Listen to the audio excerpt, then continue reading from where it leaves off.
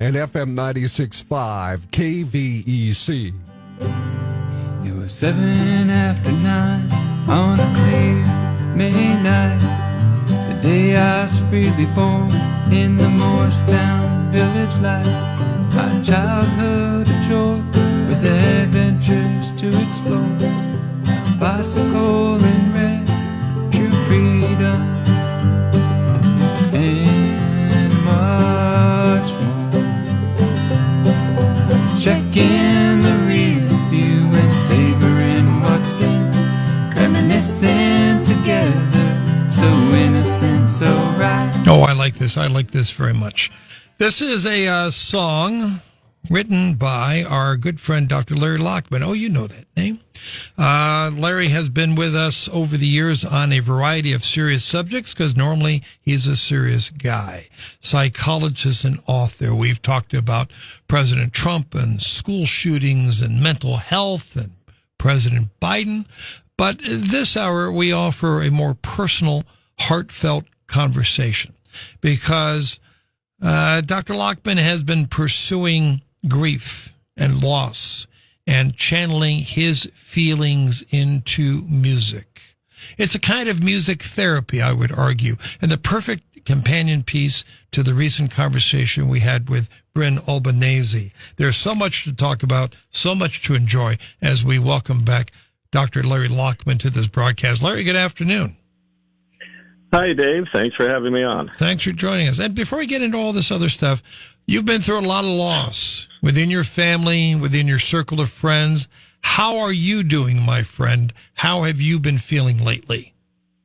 Oh, good question. I think we're switching roles. You're the therapist, and I'll be the client. Yeah. So, yes, Mom died in 2020. Dad died 4 years later. 3 close friends died in that same year. And, you know, you get to our age cohort, we're about the same age, and relatives and family do die. And it's interesting to be on both sides of the couch. I started the grief work back in the 1980s, first with a chronic fatigue Epstein-Barr group in Orange County, a pet loss group, and then went on to grief groups when people have a member of the family die of cancer, and so on. And I remember in 1981, I believe it was, Elizabeth Kubler-Ross, she's the Swiss psychiatrist, or was the Swiss psychiatrist that pioneered this whole death and dying and the 5 stages of grief. Sure. Denial, anger, bargaining, depression, and acceptance. But I remember attending a seminar in person in Diamond Bar, and her Swiss accent, she was about 4'11", said, "I did not come up with these stages to pigeonhole your patients. Some people skip stages, some people get stuck with stages." So I've been on both sides of the grief, and I think one of the earliest integrations or intersections of music and grief is when I was working hospice in Whittier in 1980, and one of my first patients was of Russian descent. He had liver cancer, had a few days to go. He was yellow as a lemon, and he was pretty pissed off, which is natural. Anger is part of the stages. And I said, "Is there any way I can help you?" And he said, "Well, I know there's so much noise in the hospital hallway, I can't sleep, and I miss my Rachmaninoff piano concerto music." I said, "I'll be right back." So I went down to what we used to have, Radio Shack, and got a Panasonic cassette recorder, 2 cassettes of Rachmaninoff piano concertos and headphones, and we did 2 for 1. The headphones blocked out the noise in the hallway, and then he was listening to his music, and I was watching. You know, we're trained to watch nonverbal and verbal body posture, coloration in the face, eye movements, and he went from, you know, tense and pain and squished face and forehead to smoothing lines in his cheeks and face, and he was swaying back and forth. And I said, "You okay?" He just waved me off, and then 2 days later, he died. Yeah. So, yes, the music has helped me with both putting words to the feelings and making something creative to what we call post-traumatic growth. Okay. And let me just hasten to point out, since they are a major sponsor, we still have 2 Radio Shack stores on the Central Coast, and they're doing quite well. I'm going to come down and do shopping. I didn't know that. All right. So this CD that we are going to be enjoying today, how did you decide to pursue this project, Larry? Dad dying, to be frank. Back in 2012, I think it was, I wrote a poem about my dad called Clouds of My Father. And then when he died of congestive heart failure in March of 2024, about 2 years ago, once I finished accompanying his remains to the mortuary, the first thing I did when I went back to his condo was to take that poem off the wall. And at the San Diego Memorial, I looked in the live feed camera and addressed 3 musician friends, James, Robert, and Joe. I said, I want to put some music to this poem. And when I got back to Monterey, I asked Robert McNamara, my guitar and banjo instructor and consummate musician, I said, Robert, I'm having a vision or a feel or a thought of a female vocalist with bluegrass or American roots background. Huh. Who do you recommend? And he said, go see Ann Sibley. And it took off from there. And also remind us about your own background in music prior to all this, because I read you have this program book that's too complicated to explain. But in terms of your parents, they were delayed in their appreciation and support of music and the arts. It was like 30 years later. Am I remembering that correctly? Yes. Yeah, that's the. You're right. You're referencing the Memorial Concert magazine that Michelle Magdalena and Art put together with me. And true, growing up, I don't remember music being prominent in the home. Back then, I was more into like CB radios and martial arts and Japanese karate and things like that. Right when I was leaving for college from East Coast to West Coast, I do remember Mom and Dad buying a piano for my sister. But later I learned, after I was out of the house, and you're right, decades later, they were a big supporter back east of the North Shore Orchestra, the Long Island Philharmonic. And when they came and relocated to La Jolla in San Diego, they became equally supportive of San Diego Opera and San Diego Youth Symphony. And then as time went on, Mom got less shy, as I put it. Sometimes at restaurants, she would stand up and sing a few lines of her favorite song, Irving Berlin's 1925, I Will Always Be Loving You. And then I even saw a picture of my dad at some unique French restaurant in San Diego where they put a Russian Cossack hat on him and gave him a tambourine. He's tapping away. So, like, who knew, you know? Yeah. All right, let's pause here. Dr. Larry Lachman on this broadcast. When we come back, I want to talk more about his music and these memorial house concerts that he has been doing and the larger issue of grief and music as an outlet. A lot to cover. Hope you'll stick around. I'm Dave Congleton. This is KVEC. So we're back with our friend, a man of many talents, a true Renaissance man, as we're once again reminded by Dr. Larry Lachman, traditionally psychologist and author, but now musician, compiled these songs. He wrote all the songs called In the Review. And Larry, this is going to be available in June, it sounds like? Yes. Yep, in June, probably shooting for Amazon, and then at the website, Grace, the number 4, Joan, Grace for Joan. All right, so let's hear a little bit of, let's set this up. This is a song you wrote called Some Days, Some Ways. Explain this for us. Yeah, I mean, I've been doing grief counseling for 40-plus years before these recent significant losses. So I can address grief on both sides of the couch. And as I already alluded to in our first segment, I actually met and attended one of Dr. Elizabeth Kubler-Ross's seminar. And one of the things that became a pet peeve for me was people would say, oh, in 6 months you should be fine. You should be jumping out, you should be skipping down the sidewalk, spitting chiclets and moving on and getting closure. And that is such a insult and creates more emotional pain for people who are grieving. Because one, they have the grief and sad feelings. And two, they're getting the message, all right, after this point, you shouldn't be feeling that way. So if I'm feeling something I shouldn't be feeling, then I must be doing something wrong. So they do a double whammy and have grief over their grief.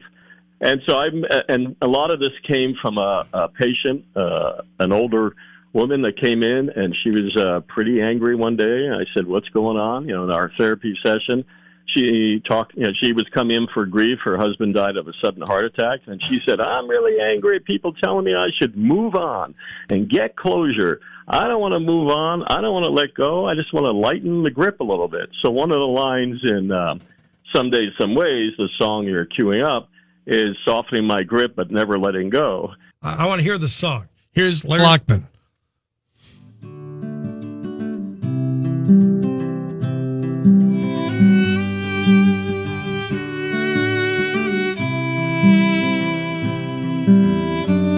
Grieving surrounds my days now.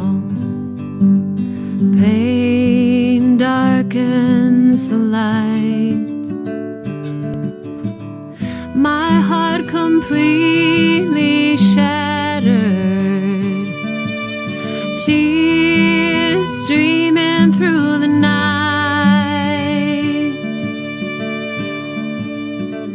Mom, then Dad, now 2 candles. Ashes of their memories in the air. Tears of regret now falling from the sky. A staircase of grief impossible to climb. Some days in some ways, celebrating the love of those we lost. Oh, I like that song very much, as we're back with Larry Lachman. So, Larry, the question is, are you writing these songs for you or for people like me who have been through grief?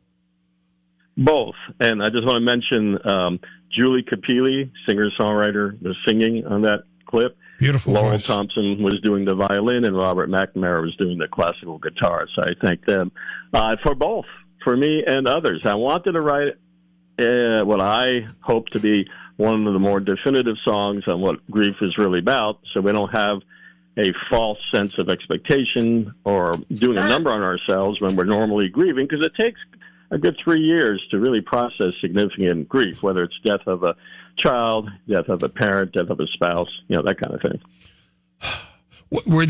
Were these difficult for you to write, given what you were going through, or was it cathartic? Both.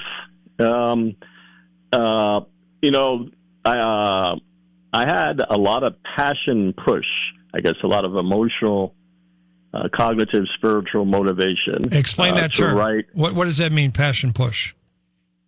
I felt a lot of energy pushing me to come up with the melody that I felt conveyed the feeling of it. We know that slow, soft melodies release certain chemicals in the brain. Fast, high melodies release other neurotransmitters, certain frequencies, like biofeedback, is relaxation, your stress. So I wanted to convey a certain feeling with the melody. And then as far as the words, Some Days, Some Ways, and Canvas came very quickly. I was just the passion push. I was ready to launch, and the words and melody came together really quickly. Although my songwriting coach, singer-songwriter, nationally known musician Ann Sibley, who I was seeing about an hour ago with a song I'm writing about, when I first started, as you know, I wrote some books on pet loss and coping with cancer. So the wordsmithing was okay, but the music and music therapy and melodies and tempos, like, what the heck is this? And so the words would come quick, and then the music, and then I went through a phase where the music came, but not the words, and now we're evening it out.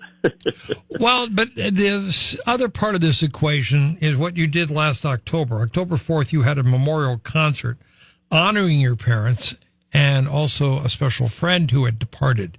And this says second annual, so this is now something you're doing every year, Larry, a house concert? Yes.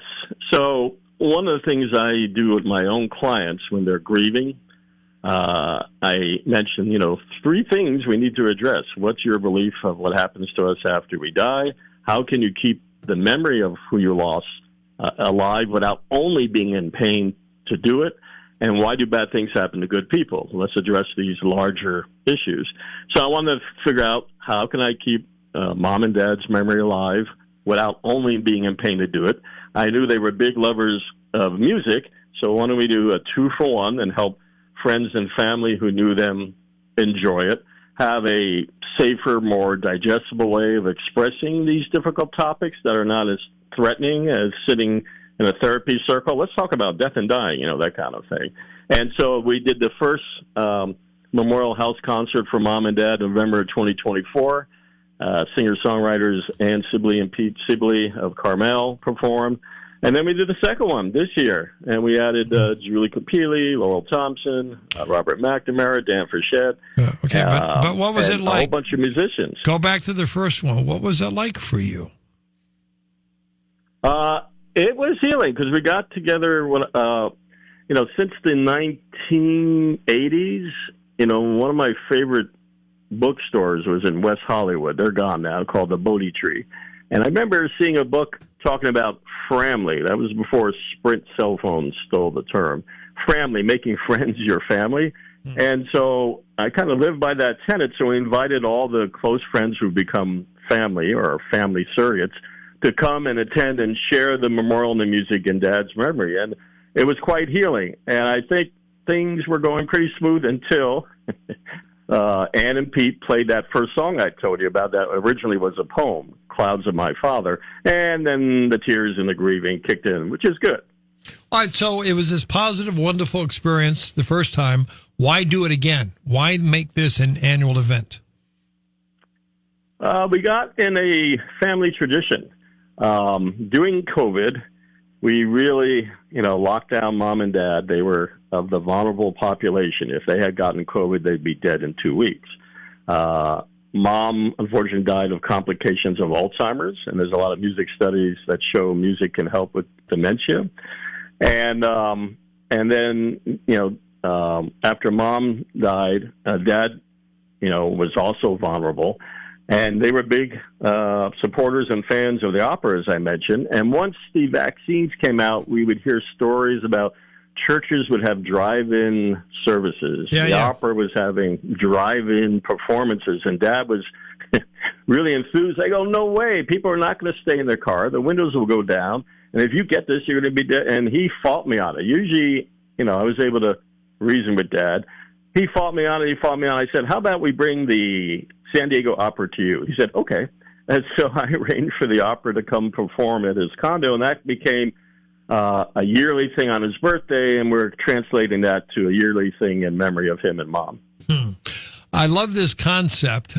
And would you encourage it for people who are going through some kind of grief, Larry, to have some kind of annual remembrance? You don't have to go out and write a CD worth of songs, but there are smaller things that you can do.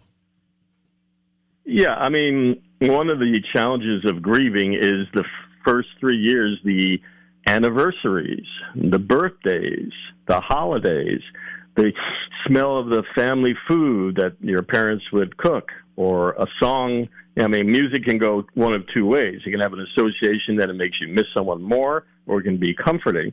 It doesn't have to be a house concert, but some type of rites of passage and ritual that you put your thumbprint on it. Another way of putting it and answering your question, Dave, is what did I learn most? What were one or two of the things that I most value Mom and Dad gave me, and how can I pay that forward? How can I pass that on to other people in their memory? And one of the ways was music. You mentioned 3 years. What's so magical about the 3-year mark? Well, and not set in stone, but I say 3 years to get people out of the misconception of 6 months and you should be just fine. With significant grief and with child death, it takes probably even longer. Let's just put it out there. You're never going to not miss the person. You're never not going to be sad that they're gone. Right. You're always going to wish on happy and good times or really bad times, scary times, you can reach out and call them. However, the intensity, frequency, and duration of how bad it feels, the level of pain and the disruption in your life does start easing after the third year. The first two are the toughest, especially with holidays, anniversaries, and birthday. And we know grief suppresses your immune system, messes up your sleep. We get grief chemo brain. We can't focus. But I tell people the amount of pain you're experiencing is a direct barometer or measure of how much you love that person. All right, Dr. Larry Lachman back on this broadcast, traditionally as an author and psychologist. But today he joins us as a singer-songwriter with this wonderful CD that's going to be available for sale, hopefully starting in June, called In the Rear View. We're listening to some of the music and hearing about his journey and most likely your journey as well. We have a lot in common in all this. Off we go. We've got news and traffic and weather. More of the conversation straight ahead. You're listening to Hometown Radio. Back with author, psychologist, singer, songwriter Larry Lachman. He lost his parents. He lost a dear friend. He found comfort in music and writing music. But as we come back with you, Larry, I start this segment off by stressing that unlike our friend Brent Albanese, you are not certified as a music therapist. There's a big difference, isn't there?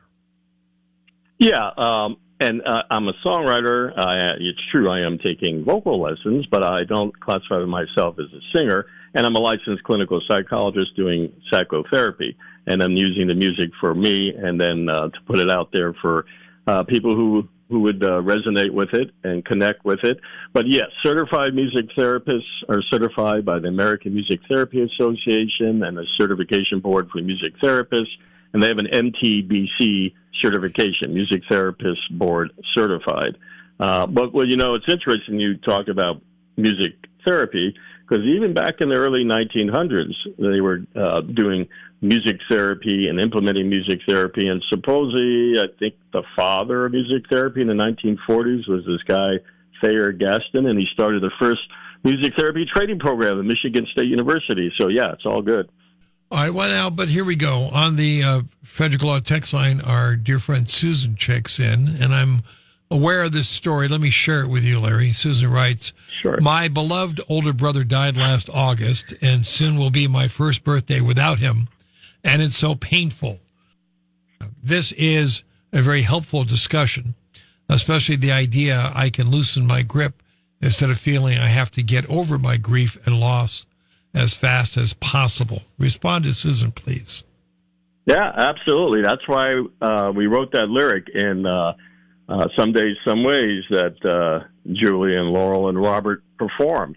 You know, lightening my grip but never letting go, celebrating the love of those we lost, and returning to the light one step at a time. It's not a race. And for every step forward, there may be a step backwards and sideways. You're always going to remember your brother. You're never going to not miss him. It's never going to be not sad that he's gone. But and how intense, how long, and how disruptive the pain is at this point will gradually shift and progress and be less frequent, less intense, less long-lasting over about a 36 to 48-month period. And one of the things that can grease the wheels is think about, you know, as I mentioned, what were the positive traits or the things I admire about my brother, or things he gave to the community or in the family that I can pass on and keep his memory alive, and not only wait till I'm in pain to think about him. Some people think, boy, if I don't stay in pain, I'm going to forget how he sounds, how he smelled, and about him. No, you can do it constructively through an affirmative process by reaching out and keeping the issues and the things that he was interested in or the causes alive by helping and donating with others. One of the things I recommend for clients, depending on how ready they feel, is set up 2 chairs. And in one chair you have one of your favorite photographs of your brother, and in the other chair you sit. And depending on your religious or spiritual or energy, existential beliefs, whatever, what would he say to you right now? And to dialogue with him and write down what he would say back. And yes, it's not the same of having his physical presence, but depending on, again, your view of religion or afterlife, it could be comforting in that way as well. And to give yourself a break, more nutrition, more sleep. Don't beat yourself up for not being able to focus. The grief chemo brain, it's a real thing. I appreciate the response. So let's hear another song off this upcoming CD called In the Rear View. Let's hear a little bit of Canvas, and we'll come back and talk about it with Larry Lachman. It goes like this.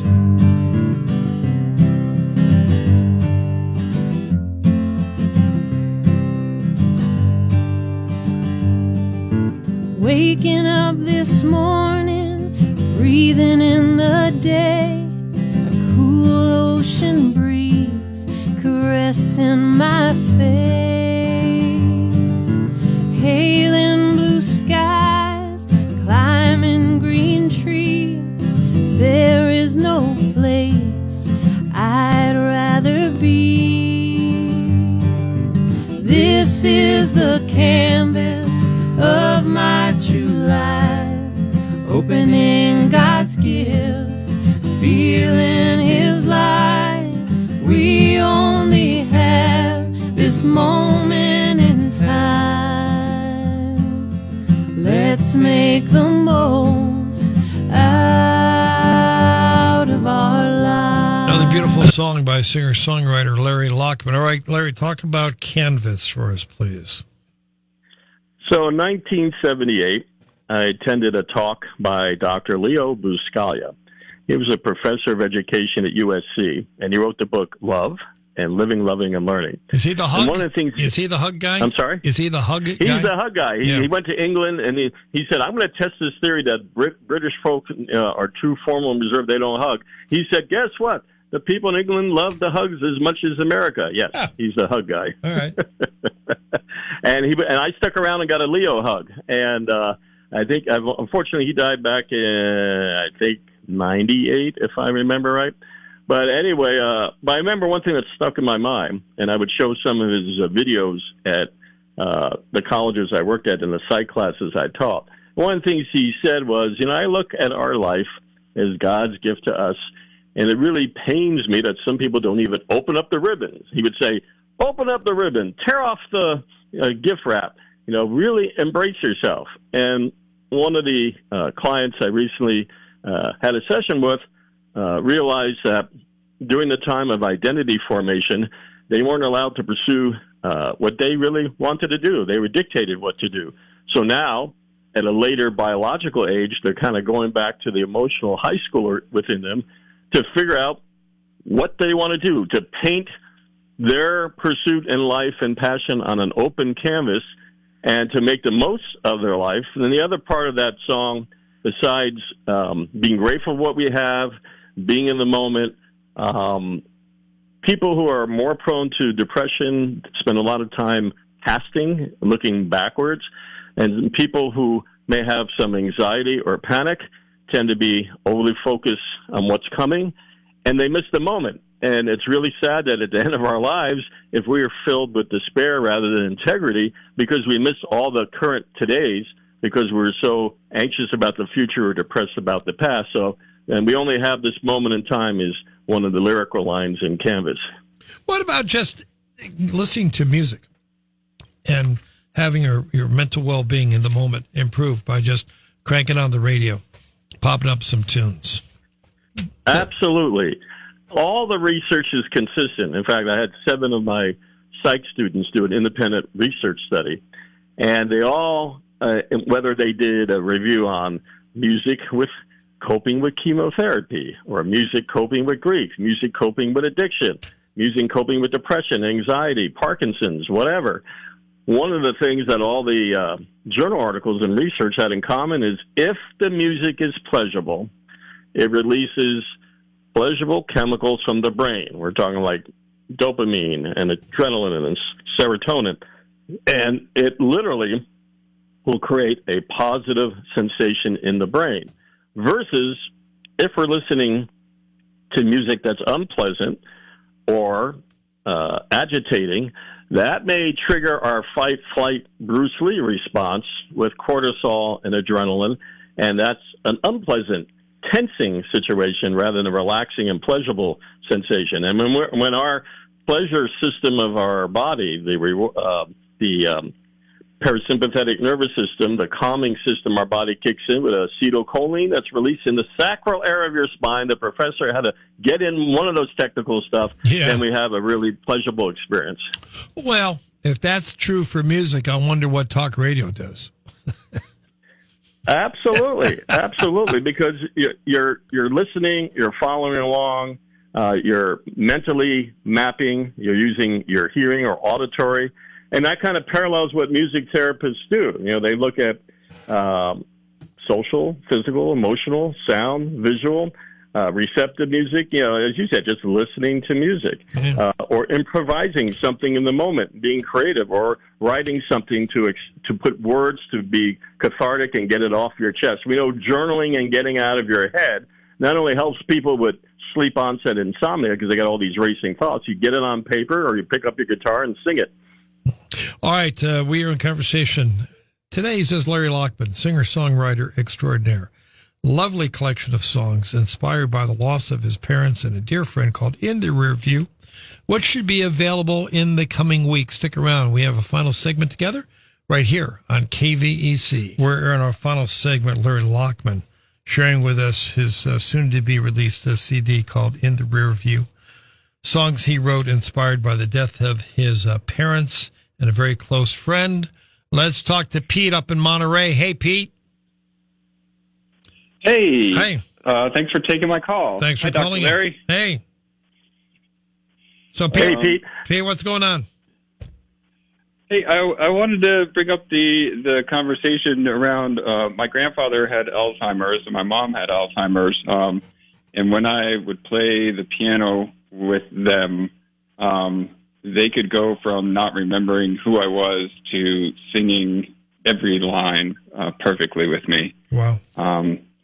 And and many times getting to play music over my life, I've just witnessed that time and time again, where it just seems like a connection that goes beyond words is available. So I'm so grateful for this conversation tonight. I'm glad that you're joining in. Larry, comment on Pete's experience. Absolutely. With dementia, people start losing the ability to make new long-term memories, and then as it progresses, they have problems with old long-term memories. However, music tends to access more part of their brains than just the left side of the brain. And it's shown that with music, especially if it's pleasurable and is of the era that person grew up in listening to music, does increase access to autobiographical memories. It almost acts as a musical neuroplasticity, rerouting around the damaged areas of the brain. So that makes a lot of sense. Pete, is there anything else you want to share with us today? Well, I also just want to shout out and congratulate Dr. Larry on those amazing songs that he's putting out into the world. And I hope that inspires other people to be writing songs as well. So that's quite thank you for impressive. that. Yeah, very nice of you to call in, Pete. Thank you. I'm reminded of the famous 60 Minutes piece on Tony Bennett, where Anderson Cooper met him in the park, and Tony Bennett had no idea who he was and couldn't communicate, and they go back to his house, and the guy on the piano starts playing music, and Tony Bennett, boom, without notes, just starts singing the songs. Absolutely. That was what I was thinking of. I think Lady Gaga was involved with one of those episodes. And, yeah, if it was just verbal left brain, he was pretty quiet and mute. But once the music started, he accessed those other alternative parts of the brain, including the right side of the brain. And then you can also think of the brain as a 3-floor condo, hindbrain, midbrain, high brain. And music tends to penetrate and encompass all those areas of the brain. I do want to mention that Pete that called in, you heard Pete on 2 of the songs that you played today. He's one of the musicians that agreed to perform the songs. I appreciate it. All right, we appreciate it as well. Let's hear a little bit of the third song off the CD. This is called A Second Chance. Let's give it a listen, and then Larry will explain what's going on.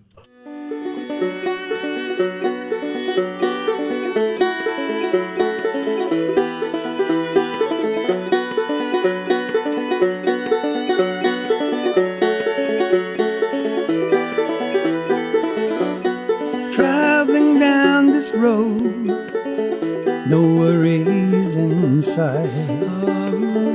Cancer has some different plans, a different path for me.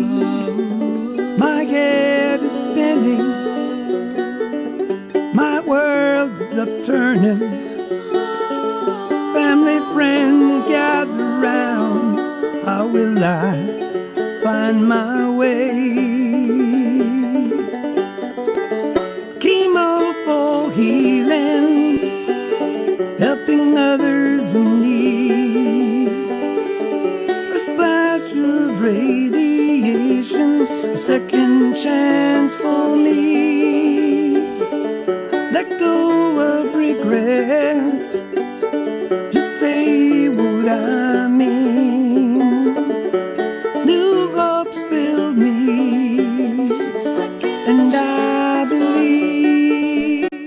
this is Second Chance. So we haven't, we spent all this time with Larry, and we haven't reminded people, Larry Lachman, that you're a prostate cancer survivor.